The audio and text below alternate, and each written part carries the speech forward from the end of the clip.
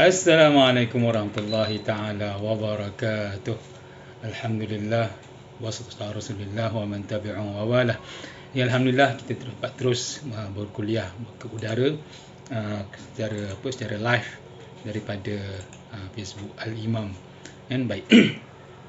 Ya, alhamdulillah tuan-tuan dan puan-puan, kita punya kuliah tafsir satu hari satu ayat. Kuliah tafsir satu hari satu ayat. Kuliah tafsir larut malam. Kenapa saya pilih malam? Sebab siang maksud saya pagi dan juga maghrib dah banyak kuliah yang ustaz lain buat.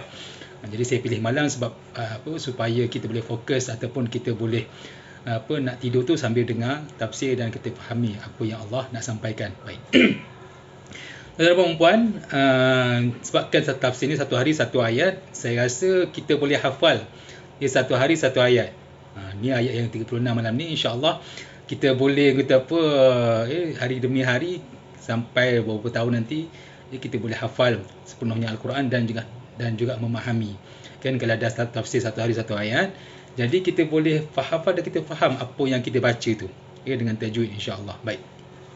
Tuan-tuan dan puan-puan, dulu saya rasa tak seronok buat kuliah tafsir online ni, tapi bila dah terpaksa buat ni dengan PKP ni kan, walaupun kita dah boleh bebas, tapi saya rasa seronok sebab bila kita buat live kan, pertama kita boleh ulang berkali-kali. Saya akan record dan boleh diulang dalam Facebook, dalam YouTube, dalam TikTok sebagainya. Satu. Yang kedua, semua orang boleh dengar. Kan, rehat di rumah, buat kereta, buat kerja sebagainya boleh dengar lagi. Jadi saya rasa faedahnya lebih banyak. Kuliah maghrib tu buat jugalah. Cumanya kuliah yang live ni saya rasa seronok sebab boleh tengok daripada banyak medium. Daripada TikTok, Instagram, WhatsApp, macam-macam lah. Kan? Jadi insya-Allah kita akan teruskan kuliah tafsir ni, dan juga untuk peserta Al-Imam ataupun tuan dan perempuan yang di luar sana yang telah lancar mengaji, yang nak join kelas talaqi Al-Imam, boleh join je. Pagi, petang, siang, malam tak kisah kan, sama ada nak buat 10 juzuk, 20 juzuk, 30 juzuk pun boleh, tak ada masalah kan, masih boleh pilih. Jadi tak ada alasan lagi untuk tak mengaji sebab kita buat live kan, dan kita buat kelas secara Google Meet ya. Baik. Tuan-tuan dan puan-puan, saya lupa nak mention 2 poin penting semalam. Pertamanya, Nabi Adam waktu dalam syurga, walaupun dia dalam nikmat dalam syurga tu, tapi dia rasa sesuatu ada yang kurang, iaitu peneman hidup kan. Itu syurga Nabi Adam kan, dia dengan Allah hatinya kuat, akidahnya kuat, imannya kuat, kental kan. Kita dekat dunia ni perlulah peneman. Sebab tu kalau boleh siapa belum kahwinlah kan. Yang belum kahwin, tak mampu nak kahwin ataupun sebagainya, ada masalah sebagainya, kalau boleh puasa banyak-banyak, istighfar banyak-banyak, doa banyak-banyak, moga-moga hati kental kan. Sebab Nabi Adam dalam syurga pun dia perlukan peneman. Apatah lagi kita dekat dunia ni, saya sendiri perlukan pasangan, suami ataupun isteri lah. Baik. Yang kedua, saya lupa nak mention, semalam saya ada sebut tentang nama yang buruk, nama Radhilah kan. Sebenarnya kalau saya pergi ke rumah kawan-kawan, rumah saudara mara sebagainya, saya akan tengok dekat rak buku, kalau ada nama buku-buku nama anak dalam Islam tu, saya akan buang. Saya minta izin, saya nak buang buku tu. Sebab saya perhati buku tu kadang-kadang ataupun kebanyakannya, nama yang dibagi kononnya maknanya baik tapi rupanya buruk kan. Contoh macam Radhilah lah kan. Cuba cek buku nama-nama Islam, konon-kononnya nama-nama anak dalam Islam, dalam buku-buku nama tu kan. Buku nama anak-anak tu, cuba tengok, kadang-kadang mengarut dia punya maksud dia.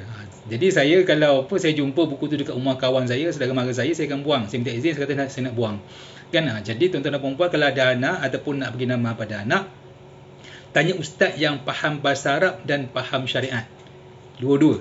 Tanya ustaz yang faham bahasa Arab dan faham syariat, faham fiqh lah. Supaya ada orang dia faham bahasa Arab tapi dia tak faham dari segi hadisnya kan. Ada orang yang dia faham bahasa Arab tapi tak faham hadis. Ada orang faham hadis tak faham bahasa Arab, macam-macam.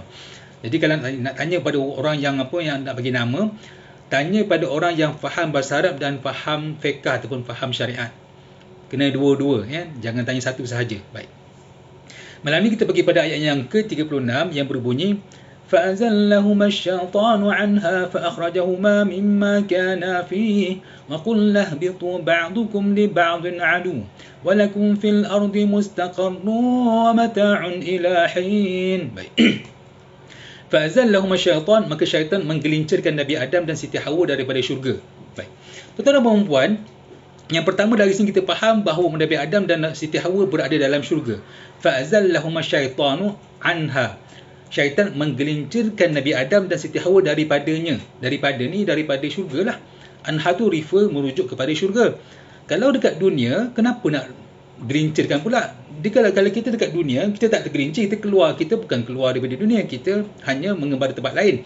Tapi kalau daripada syurga, keluar daripada syurga, sesuai disebut fa'azallahuma, digelincirkan. Ini bukti mengatakan Nabi Adam memang berada dalam syurga, di langit, bukan di bumi, kan? Walaupun dihormati, pandangan ulama mengatakan bahawa Nabi Adam berada di dunia. Itu kita hormati, itu pandangan ulama. Baik. Tuan-tuan dan puan-puan, seterusnya cuba tengok. Nabi Adam umurnya 1000 tahun. 1000 tahun. Kita ada 1000 tahun tak ada. 100 lemah dah. Sebab tu kalau boleh doa, siapalah suami ke ayah ke mak ke sebagainya, berdoa jangan minta umur panjang. Jangan minta umur panjang. Tapi minta umur diberkati. Jangan minta umur panjang tapi minta umur diberkati. Sebab umur panjang kalau tak berkat tak jadi apa-apa. Umur pendek tapi kalau berkat walaupun 40 tahun macam-macam dia punya jasa kepada umat. Berbeza Jangan minta umur panjang tapi minta umur diberkati. Ada orang umur 100 tahun tapi menyusahkan orang. Ada orang umur 100 tahun tapi sakit. Ada orang umur 100 tahun tapi apa tu pun menderita, fakir sebagainya. Ada orang umur 30, 40 tapi dia punya jasa pada Islam tu ya Allah banyak sungguh, macam Imam Nawawi. Imam mazhab ni, Imam Syafi'i 50 lebih je umur. Kan Nabi umur 60 lebih, Sayyidina Abu Bakar 60 lebih, Sayyidina Umar 60 lebih, Sayyidina Osman 60 lebih umurnya. Kan tapi dia punya jasa pada Islam ya Allah macam-macam jasa dia. Kita 60 agak-agak apa jasa kita pada Islam. Sebab tu minta umur diberkati, bukan dipanjangkan. Baik. Tuan-tuan dan puan-puan, cuba tengok Nabi Adam umur 1000 tahun. Tapi kesilapan yang dia buat satu je. Kan? Saya dan kita sendiri, cuba cek. Selama kita umur apa? Tuan-tuan umur apa? 30, 40, 50, 60, 70. Agak-agak berapa ribu kan kesilapan ataupun dosa yang telah kita buat. Kan? Nabi Adam satu sahaja umur 1000, kita umur 60 tak sampai ataupun lebih 60, kan kesilapan kita berapa banyak yang kita buat. Itu sesama kita dengan Allah, dengan binatang, dengan anak-anak, dengan isteri, dengan suami, dengan kawan, dengan ayah sebagainya agak berapa. Kan? Masa simpan tak bagi signal. Ya, masa simpan tak bagi signal. Dosa dah tu. Menyusahkan orang. Kan langgar lampu merah, dosa juga menyusahkan orang. Kan? Ataupun slow sangat, duduk lane kanan, lambat pula, slow pula, dosa menyusahkan orang. Duduk lane kiri, potong pula lane kiri, menyusahkan orang, dosa lagi. Nampak? Berapa banyak dosa kita buat dalam sehari. Kan? Baik. Tuan-tuan dan puan, sebab yang keduanya, yang ketiga, sebagai seorang ayah, seorang suami, seorang ibu sebagainya, minta doa kepada Allah, ya Allah, janganlah aku ini dan keluarga aku tergelincir daripada hidayahmu. Nabi Adam tak tergelincir, dia buat salah satu sahaja, satu je salah yang dia buat. Kita ni ya Allah akbar, setiap hari berapa banyak salah kita buat, ya tak? Kan bercakap buruk dengan suami, dengan isteri, dengan anak, kan kadang-kadang kita bergaduh suami isteri dengan anak, dengan ayah, dengan kawan, dengan jiran, adalah benda yang kita tak serasi, tak selesa, ya tak? Ada benda, kan? Baik. Jadi kita minta sebagai seorang ibu, seorang ayah, seorang suami berdoa banyak-banyak, ya Allah, Rabbana la tuzigh qulubana. Ya Allah, janganlah engkau ni terbalikkan hati kami. Ya, ba'da idh hadaitana, selepas engkau beri hidayah pada kami. Kan kalau Nabi Adam 1000 tahun satu je, kita ya Allah umur 60 70, salah tu berjuta mungkin. Kan saya sendirilah. Baik. Fa akhrajahuma mimma kana fi, dan dikeluarkanlah Nabi Adam dan Siti Hawa daripada apa yang mereka kecapi selama ini. Apa yang Nabi Adam dan Siti Hawa kecapi dalam syurga tak banyak. Kalau kita perhati, manusia ni dia punya kepuasan, dia punya permintaan, keinginan tak banyak. Pertamanya dia nak pakaian. Kita nak pakaian ni tak semua orang nak pakaian. Ada orang tak nak pakaian. Semua orang nak pakaian, malu. Yang kedua apa yang dia nak? Dia nak tempat rehat, tempat tinggal. Ya, tempat tinggal yang boleh dia rehat. Baik. Yang ketiga apa yang dia nak? Dia nak makan. Yang keempat apa yang dia nak? Dia nakkan anak pinak ataupun suami ataupun isteri. Itu yang dia nak. Baik. Apa lagi dia nak? Kerehatan. Ataupun kenderaan. Kan? Baik. 5-6 benda je manusia ni nak. Keperluan manusia yang manusia bergaduh selama di dunia ni, selama kita hidup celik mata je kita bergaduh, celik mata kita kejar benda tu, yang kita betul-betul pursuit benda tu adalah 5-6 benda je. Kita nak pakaian, kita nak tempat tinggal, kita nak kerehatan, kita nak pasangan, suami isteri ataupun anak, kan? Kita nak kenderaan, ya, dan rezeki. 5-6 benda je yang selama ni yang kita bergaduh, yang kita gila-gila buat ni, 5-6 benda yang kita kejar. Kan? Baik. Tapi kalau tak ada salah satu, kita akan rasa menderita. Ya, sebab tu Allah tanda kasih bila Nabi Adam tu buat silap, Allah tanda kasih, Allah keluarkan supaya Nabi Adam ingat. Kan? Kita ni walaupun kita ni buat dosa, tapi banyak dengan nikmat yang Allah bagi. Betul tak? Kan? Kadang-kadang kita adalah lambat sembahyang subuh, kadang-kadang kita lupa zikir, lupa berdoa sebagainya, buat mak ayah kecil hati, buat anak terasa, buat suami isteri terasa sebagainya. Kan? Kadang-kadang kita lambat datang kerja sebagainya, cepat pula baliknya. Kan? Tapi Allah tetap kekalkan kita ada kereta, ada rumah, ada makan, ada anak bini sebagainya. Kan? Tanda Allah kasih. Kan? Baik. Tuan-tuan dan puan-puan, disambung lagi, wa qul nahbitu ba'dukum li ba'din adu. Dan kata Allah, wahai Nabi Adam, wahai Siti Hawa, keluarlah daripada syurga dan turunlah ke bumi, dan iblis menjadi musuh buat selama-lamanya. Jadi tuan-tuan dan puan-puan, iblis ni dia memang musuh kita buat selama-lamanya. Tak ada istilah iblis baik dengan kita, tak ada. Ustaz, hari tu saya rasa macam rasa seronok sangat buat baik. Kan, syaitan suruh buat baik. Kan? Kadang-kadang syaitan ni dia pandai. Kan, dia suruh kita buat baik sampai kita jemu. Ya, kadang-kadang kita sembahyang sunat satu hari 2 rakaat aja, 4 rakaat, 6 rakaat sebagainya. Hari tu rasa nak buat 1000 rakaat. Betul syaitan suruh buat, kan? Tapi sampai kita jemu. Dia jemu tak nak buat dah. Itu syaitan punya belit dia. Ini bahaya. Baik. Persoalan, berapa lama Nabi Adam berada dalam syurga? Berapa lama Nabi Adam berada dalam syurga? Jawapannya, kata Abdullah bin Abbas, daripada sembahyang asar sampai maghrib. Tempoh Nabi Adam berada dalam syurga daripada asar sampai maghrib. Ya, tak lama. Cuma kena faham, itu adalah tempoh di syurga, bukan di dunia. Baik. So, asar ke maghrib ni berapa lama? Disebut asar ke maghrib ataupun sejam itu lebih kurang 130 tahun waktu dunia.